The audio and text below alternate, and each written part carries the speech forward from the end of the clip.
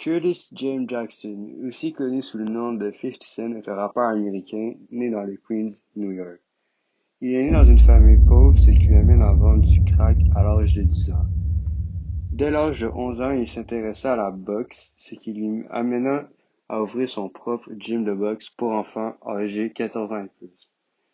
C'est après cela qu'il s'intéresse à la musique, particulièrement au gangster rap, où il éprouvera un talent musical chez un ami, où il enregistrera sur un phonographe sa voix par-dessus des instruments. En 1996, son ami lui fait entrer dans un studio où il apprenait comment faire un rythme, refrain, etc.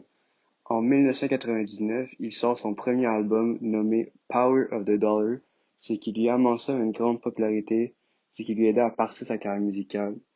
Il publia 5 albums, dont l'album Get Rich or Die Trying, qui vend 872 000 exemplaires et le premier spot sur le Billboard 200 pendant 6 semaines. Son thème de rappeur en général est la violence par balle et l'agression dans les rues.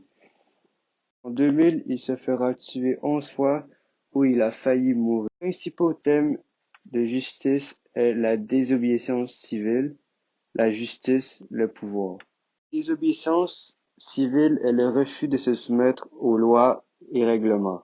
La justice permet de préserver la société en vie et le pouvoir veut dire avoir la possibilité et la capacité de. Comment ce thème de justice s'exprime au Québec? En 2020, un homme nommé Nio Quizera, âgé de 18 ans, a été victime de brutalité policière.